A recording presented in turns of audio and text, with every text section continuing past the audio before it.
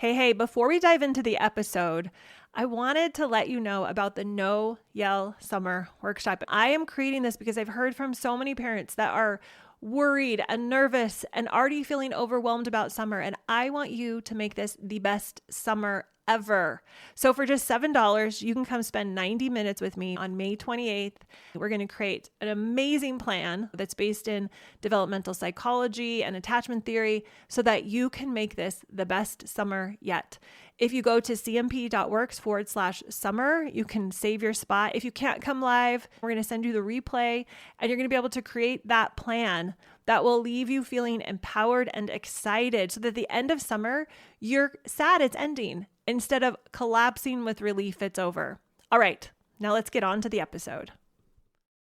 I remember my oldest came to me and said something like, "Mom, it feels like you care more about the charts and the house and our achievements than you care about us." That was a huge wake-up call. Welcome to the Connect Method Parenting Podcast, where correction is out, connection is in, and your kids want to listen to you. I'm Andy Martineau, creator of Connect Method Parenting, here to help you stay calm, confident, and connected no matter what. Hey, everybody. Welcome back. I am so excited to get into our topic today, which is capacity. Specifically, your capacity to show up this summer. Now, I don't know about you, but summer used to scare me. It sounds dramatic, but when my kids were little and I had 6 of them in 8 years, summer was almost like a 3-month carnival ride that I couldn't get off. It would start so fun and then I'd get dizzy and it'd be sticky sweet. And then somehow, somewhere within the 2-week period, I'd realize that my hands are blistered from holding on and no one had a vegetable for 4 days. The house was a mess and I was giving popsicles out at 8:42 in the morning and I felt a little out of control. It took me a while to get my bearings with summer, where there was no structure, where things were all different. So if you've ever felt like you don't know what you're going to do or how you're going to make it through summer without losing your mind, this episode is for you. Because today we're going to change that story. Let's start by talking about what capacity even is. Capacity is not about quote unquote doing more. It's not about being more organized or more disciplined. Capacity is about who you are when life gets loud. It's your ability to keep showing up as the parent you want to be, even when your kids are wild, your house is turned upside down, and your last nerve is shot. Anybody relate? Most parents think yelling is the problem. I used to think that. Yelling's a problem, but yelling is the symptom. The real problem, I believe, is depleted capacity. We yell because we're overwhelmed, we're undersupported, and trying to parent from a place of survival is a hard place to parent from. So let me ask you, how much capacity do you have right now? Answer that question. This could be, if you're listening to this as it comes live, this will be a little bit before summer for a lot of us, or right on the beginning, end of summer. If you're listening to this later into the summer, how much capacity do you have if you're midway through summer? Or let's say you're listening to this a year later or 2 years later, and it's the middle of November. How much capacity do you have right now? It doesn't matter the season. I know I'm talking about summer, but you could apply this to any season, any time of parenting. Now, second question, what drains your capacity the fastest? And then third, what restores your capacity the fastest? So it drains it the fastest. What restores it the best? Now, when you know the answers to those questions, everything begins to change. Because capacity isn't about how many hours you have in a day. It's about our ability as parents to use those hours without spinning out, shutting down, blowing up, losing our cool. If you look up the definition of capacity, it's the maximum amount that something can contain or the amount that something can produce. But when we're talking about parenting, I think it's even so much more than that, but that's a great beginning, the amount of something we can contain or that we can produce. Now, Dr. Gabor Maté says, children don't get traumatized because they fall down. They get traumatized because no one was there to comfort them when they did. So when your child melts down, when they lie, when they hit, what matters most isn't what they did, but whether you can stay emotionally present in response. That's the capacity we all want, so that we can do something effectively, so that we can be there, so that we can support them and help them make better choices in the future. That's capacity. It's not perfection, it's presence. When I think about parenting capacity, I think about it in several different areas, arenas, dimensions. I think about first and foremost emotional capacity. My ability to handle big emotions, both my emotions and my child's emotions, without becoming overwhelmed or overstimulated or activated. Then I think about energetic capacity, the reserves I have for engagement, for play, for presence. Then I think about mental capacity, my ability to problem solve, remain flexible, stay calm in challenging moments. And finally, I think about physical capacity. So the stamina to keep up with all the activities, the disrupted sleep schedules, the constant movement of family life. Most parents I work with, they tell me that they don't have enough capacity for summer. They'll say things like, I do not have the energy for that. I don't have the patience for all the messes, all the fights. I don't have the ability to be with my kids all day without losing my mind. But here's what I believe with my whole heart. You have infinite capacity inside of you. The challenge isn't that you don't have capacity.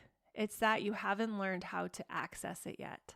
Let's talk about why summer presents such a unique challenge to our parenting capacity.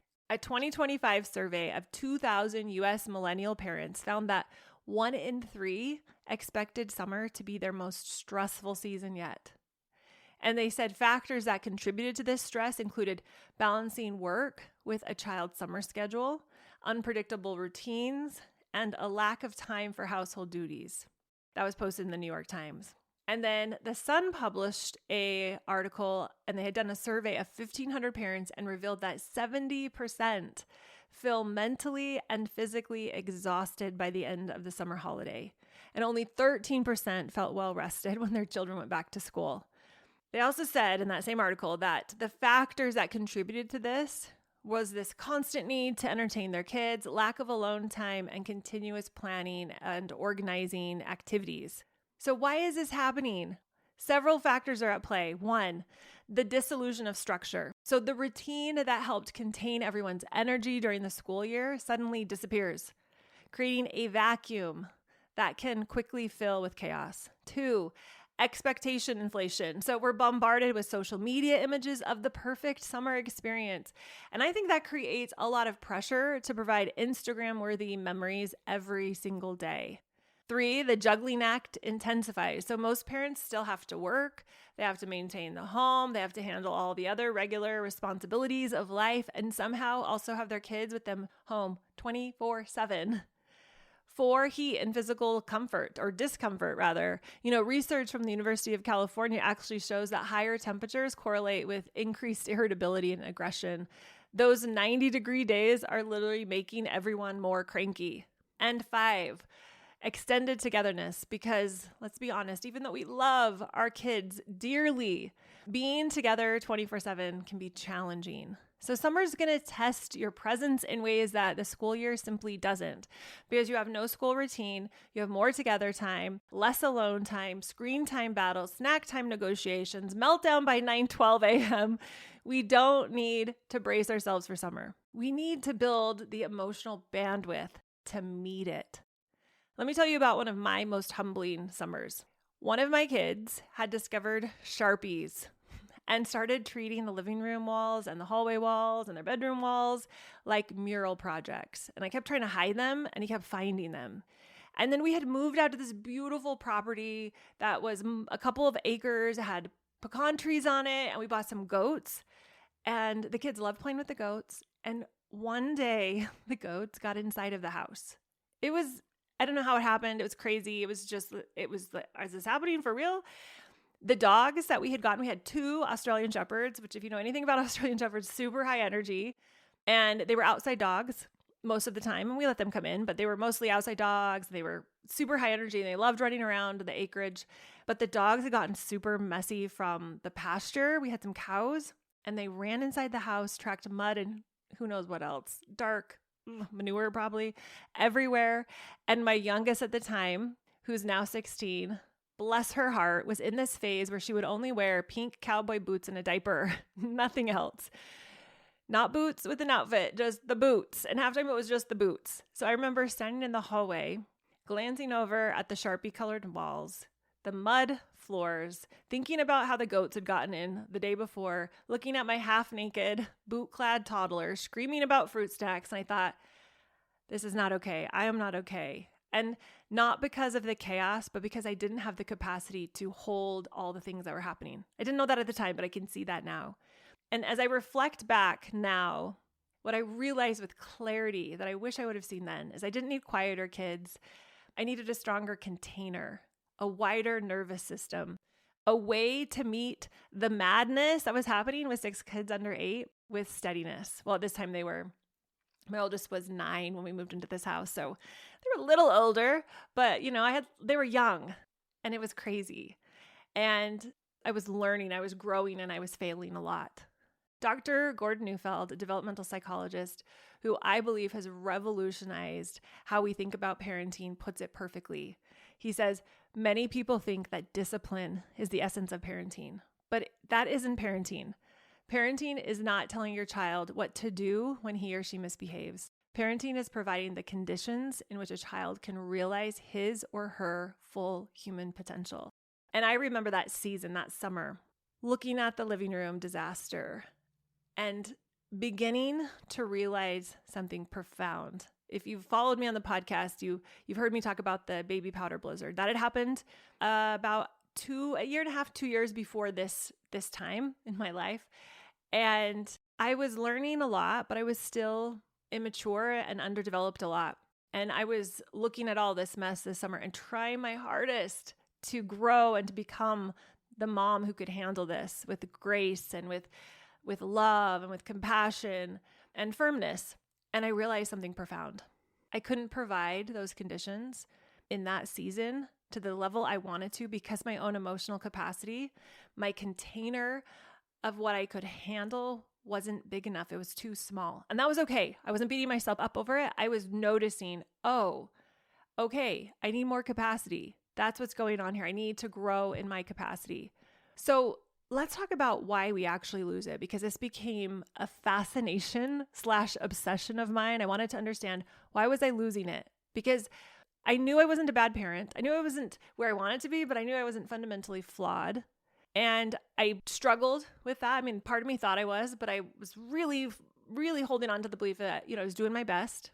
That's one of my favorite mantras. I really believe we're all doing our best, even if our best is really bad that day. So I wanted to understand, why am I so limited? And it was because I was parenting from survival mode. And after working with so many parents, I realized this is a consistent theme. We're not bad parents. If we're struggling, it's because we're parenting from survival mode, from depletion, from the edge of our emotional bandwidth. And then summer ramps up the volume. What we usually have just enough capacity for during the school year, summer blows past. And here's where it gets sneaky. We often take our child's chaos as proof that we're failing. Dr. Neufeld reminds us, though, you cannot parent a child whose behavior you take personally. So if we believe they're whining or defiant, we might think it's that. It's probably something else, but maybe we think they're defiant and that means we're messing up. We're going to go into defense. And when we go into defense, we lose access to compassion and connection, and our capacity shrinks. Dr. Gabor Maté points out something that I think is really critical about the parent-child dynamic that's especially relevant in the summer. He says, love felt by the parents does not automatically translate into love experienced by the child. This hits home, doesn't it? I mean, we can love our child fiercely, but if we're constantly stressed or overwhelmed and operating at our capacity limits, then they might not experience that love in the way that we intend, in the way that we really feel. The truth is, your child's behavior is information, an SOS signal that says, hey, I'm struggling over here. Things aren't working out for me. I need you. It's not evidence that you're failing as a parent. And I want to hit home on that really hard because I want your nervous system to remain calm and connected this summer. And if you take that as feedback that you're messing up, you're going to limit your ability to increase your capacity and increase how you show up for your kids. So don't do that. Don't do that. Learn from our mistakes. That's important. We want to learn from our mistakes, but we don't want to beat ourselves up over it. Let's talk about the correction versus connection paradigm. because I think that one of the biggest myths in parenting is that control equals success. Meaning if I can control my kids' behavior, if I can always control myself, if I can make sure I control my home and the conditions of my home, then I'm successful. We think if we can get our kids to behave, if we can get them to say the right things, if we can give them the right consequence so they can learn that lesson that they need to learn or enforce the right chore chart, we will finally have peace. We will finally be successful. Everything will be right in the world. But Alfie Kohn says it best. He says, the more we use rewards to get a child to do something, the more they lose interest in whatever they had to do to get the reward. And he says this too, rewards and punishments are not only ineffective in the long term, they actively undermine the very thing we're trying to foster in our kids: intrinsic motivation, creativity, empathy, and resilience. Now let that land for a minute. The very tools we reach for when our capacity is low, rewards, bribes, punishments, actually erode the very qualities we're trying to build. They don't teach values. They don't teach compliance. And the cost, oh my gosh, the cost is so high. Connection, trust, cooperation, those are the costs. They erode connection. They erode trust. They don't elicit true cooperation. Let me share a personal story that illustrates this. So maybe 15 years ago, 12, something like that, I was just beginning to get the hang of connective parenting, but obviously not totally, because I was still in my overachiever, make color coordinated charts. And I wanted this to be a really productive summer with my kids. I'm pretty sure I was homeschooling at the time. And gosh, it had to be 15 years ago, actually. So I was homeschooling at the time, and I wanted to use summer to catch up on a lot of things, educational stuff, reading, house cleaning. And I had this reward system for completed tasks and what I would now call, I thought it was not this way, but as I look back, it was a consequence chart for noncompliance. Want to know how it went?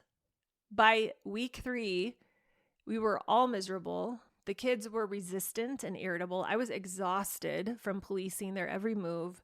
The harder I pushed, it felt like the more they pushed back, which absolutely was what was happening. Now I know what that's called. It's called counter will. So anybody who's in CMP Master, you know what I'm talking about. And if you're not, when you come in and join us, you'll learn it. It's an important term to label a really significant instinct we have as humans. But at the time, I didn't know this. So this dance of resistance continued as long as I kept dancing. Then one day, I remember my oldest came to me and said something like, "Mom, it feels like you care more about the charts and the house and our achievements than you care about us." That was a huge wake-up call. I threw away the charts that night after a lot of tears. Well, first I got kind of frustrated with him, and then I cried a lot. And then I talked to my husband about it. Then I threw away the charts.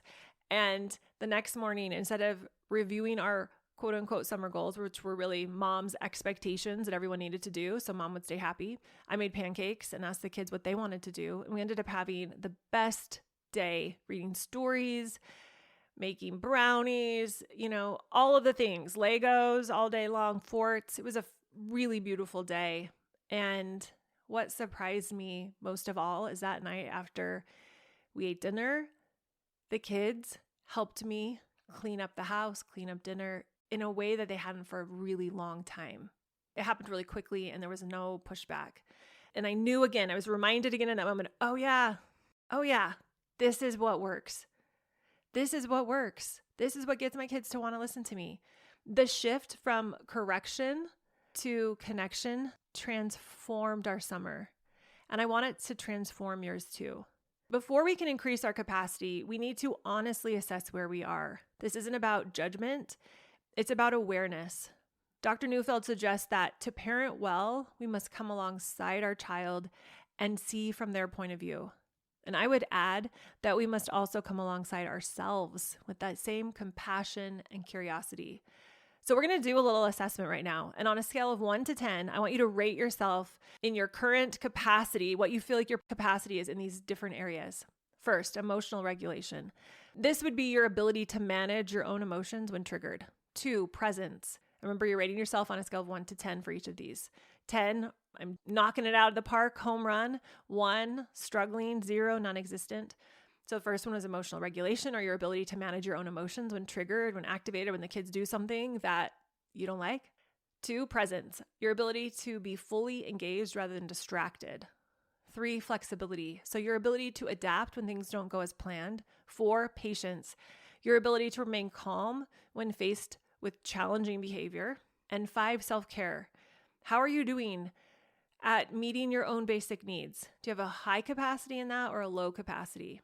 Now, if you rated yourself low in some of these areas, please know you're not alone. Every parent I work with, including myself, has struggled with capacity at some point, and almost in every one of these areas, they've struggled with it at some point. The interesting thing about capacity is that it's not fixed. Think about a muscle. When you first start strength training, you might only be able to lift 5 pounds, but with consistent training, proper rest, good nutrition, that same muscle can eventually lift 50 pounds.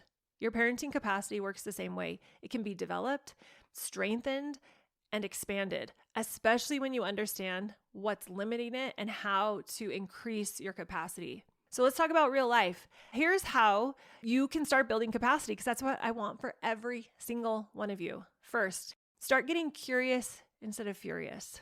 When your child does something bananas, like letting the goats into the house, pause and ask, okay, what makes sense about this from their point of view?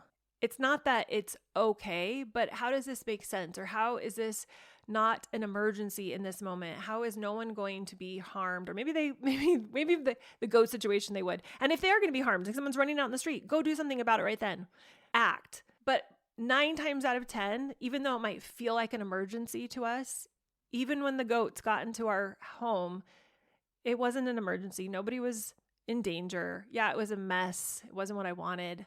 But keeping my wits about me and getting curious instead of furious let me deal with the situation so much better. This curiosity instead of getting into furiosity, I don't think that's a word, but staying curious, it lets your brain stay online. Your curiosity leads to compassion. It also leads to much better thinking. Your prefrontal cortex gets to stay online, and that's really important when we're parenting. We want that prefrontal cortex online as much as humanly possible. Number 2, accept before you act. So you can't set a connected limit from a disconnected state. So if you find yourself getting really frustrated about your child's behavior, make sure everyone's safe first, but then give yourself some space. Maybe take a breath. Name what's real. This is hard. I don't like this. For me, this is not what I want to have happening. That's not weakness. That's presence. Accept that everyone's doing their best right now. This child's doing this, and that's okay. And then, from a place of acceptance, set that limit. Take the action that needs to be taken. 4, normalize the mess. Some are supposed to be messy, but also remember growth is messy. Connection is messy. Kids are messy. So don't expect yourself to be parent of the year. You don't have to be perfect. Just ask yourself, can I stay emotionally available more often than not? And when you can't, when you mess up, which we all will this summer, number 5 is repair. Noticing when you breached your window of tolerance and maybe you snapped. When that happens, state it. I was overwhelmed. I yelled. I'm sorry. I take responsibility for how I acted. I don't like how I acted. I disagree with myself how I just acted. It's simple. It's powerful. It's healing. Capacity isn't the absence of mistakes. It's the ability to return after them and to make them right. Research from the University of Michigan found that mothers who practiced regular self-care reported 58% less burnout rates and demonstrated greater patience and emotional availability with their kids. Pretty sure it was University of Michigan. To me, this just proves that this isn't a luxury. It's a necessity. We've got to repair. We've got to take care of ourselves. We've got to own what's ours so that we can move forward. One of the most powerful ways to increase your capacity is to decide who you want to be this summer. I call this your summer parent identity. Are you going to be frazzled firefighter mom who's constantly putting out behavioral fires? Are you going to be drill sergeant mom who's focused on maintaining order at all costs? Are you going to be cruise director mom who feels responsible for everyone's entertainment? By the way, I've been all of these kinds of moms before. Or will you begin to choose something different, like present connected mom who prioritizes relationships over perfection? Or how about adventure guide mom who turns ordinary moments into extraordinary ones? Or calm harbor mom who provides stability amidst all the summer chaos? Play and creativity are built into the brains of all mammals. The desire to play doesn't go away when you get older. You simply typically suppress it. or don't make time for it. And slowly it becomes uncomfortable to play. But what if your summer parent identity included being playful? Someone who could laugh when things go sideways, who met challenging moments with creativity rather than frustration.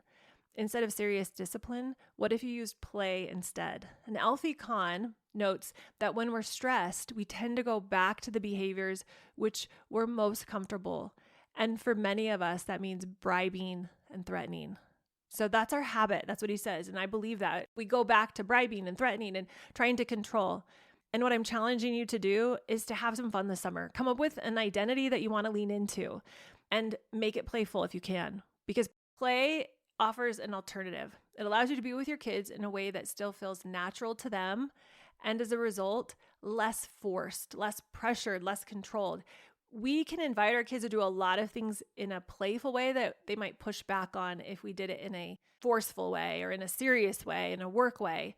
Play naturally invites your kids to drop their defenses and feel more connected to you. It's so much more fun to do a morning routine set to music or to clean up dinner in a fun, playful way where we're racing around.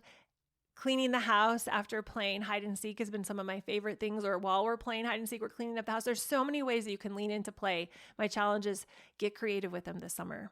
So if you want to use summer to increase your emotional capacity, that is exactly why I created the No Yell Summer Workshop. Because summer doesn't need a new behavior chart or a new chore chart.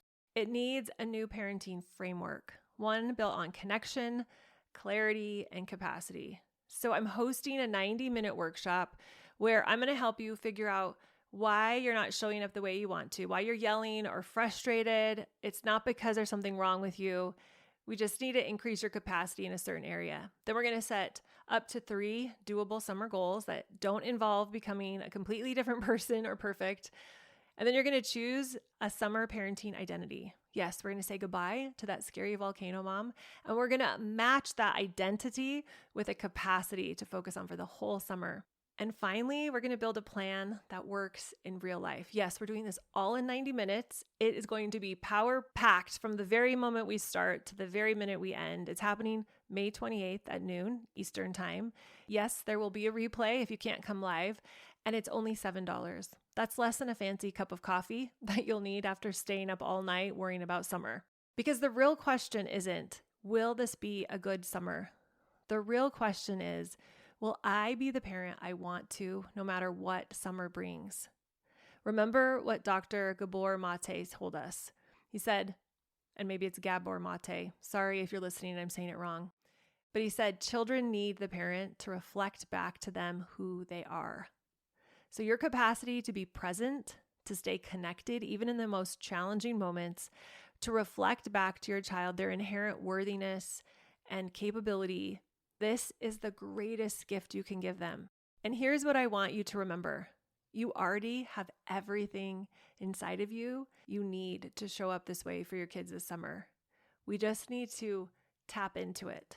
We need to crack it open.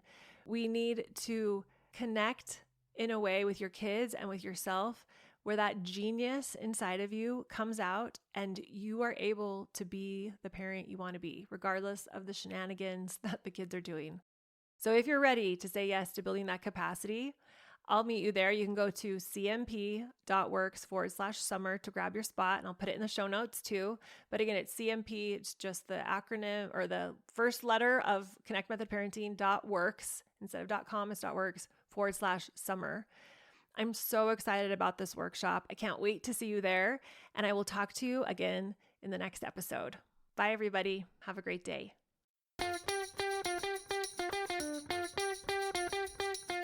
Thanks so much for listening, you all.